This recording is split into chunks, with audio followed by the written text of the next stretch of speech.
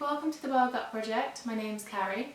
This channel is about managing irritable bowel syndrome while also being vegan.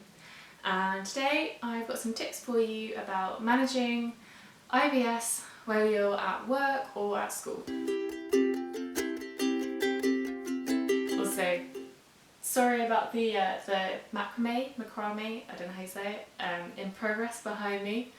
It's work in progress, so watch this space. Anyway, it's very likely that you spend a large amount of your time, your days, at work or at school, and if you have IBS and it's playing up, work and school are not the best places to be. It's, you know, there's people around, there's shared toilets, like, it can be embarrassing, and it's also just the reality of trying to get on with your life while having a chronic functional condition such as IBS. So I wanted to give you some tips of things you can do that could help reduce the embarrassment and the discomfort. So one thing I've often felt quite self-conscious about is having to make a few repeat trips to the bathroom. And for this you can lay some groundwork. So by being the person that always makes lots of tea and always drinks lots of green tea and water throughout the day, and then is always getting up to either make it or go to the loo, maybe because you want that excuse of getting out of your chair and going for a walk and whatever. It then means that if you do have to make a few trips to the loo for IBS reasons, it's not unusual and no one thinks anything different of it. It just, you know, for your sake, it just makes you feel less self-conscious. The second thing is this amazing product called Poo-Pourri. They had it for some reason, so I work in like a co-working space, and they had it in the bathrooms for a while, and it works so well.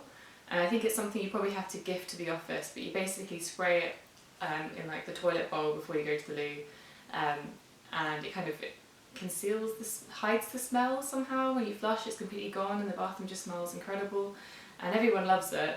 And I think if you kind of gift that to the toilet, it just means you never have to worry about, you know, any smells or anything. I looked online and there's actually loads of DIY recipes. As far as I can tell, it's basically just essential oils, water and rubbing alcohol mixed together, and then you spray it. But it is something I think everyone has to use, because then it'd be really obvious if it was just you. I mean, that's fine, everyone goes to the loo, but you know, this is about keeping it on the down low. Then the essential thing is having an IBS ally, like either a colleague, a friend, or a teacher, a boss, manager who kind of knows and understands that you have IBS. And I would really emphasise that people really will understand, because everyone's had an upset stomach at some point, and you know, just statistically, everyone probably knows someone kind of in their close circle who has IBS, so they're going to understand. And then they'll understand if you say you need to go to the loo, then you really do, so the teacher should let you, or if you need to nip out of a meeting, or if you need to work from home that day, you know, they'll understand. And if you can work from home and you have a manager that understands, like, definitely just be like, today's one of those days. I made a video about it, but basically there was a very small study that found that if you eat food that's particularly high in sulphur, it can lead to smellier farts, which is obviously not good in an open kind of office environment. So maybe having a bit less, you know, less eggs, maybe less meat, less things like broccoli, that can help kind of reduce the pong. Managing stress makes a really big difference. It can be the difference between, you know, a slightly upset stomach and a full-blown kind of IBS flare-up day. So I've got a YouTube video I made that's like my stress SOS routine, which I generally do like as soon as I feel like I'm getting a bit too, like, I can feel it in my body, I'm getting a bit too stressed, anxious or whatever. Do that, have a really good night's sleep, and it just kind of resets everything. So one of the real positives when it comes to IBS and work and school is that you have a routine.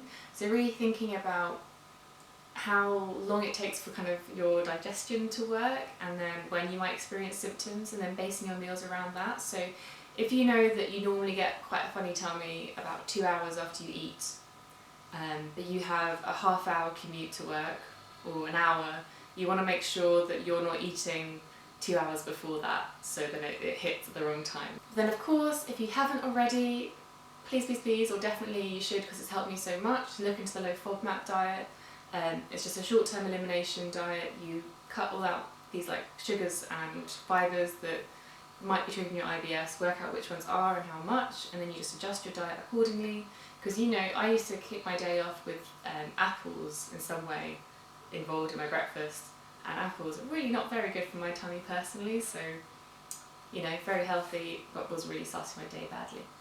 Like if you found this useful, and subscribe if you haven't already, but comment down below if you've got any tips for managing IBS in that kind of communal, office-y, school, classroom, shared toilet situation, which is just a horror if you have IBS, because everyone needs advice for that situation. Yeah, I hope you're well. I'll see you in a couple of weeks with another video.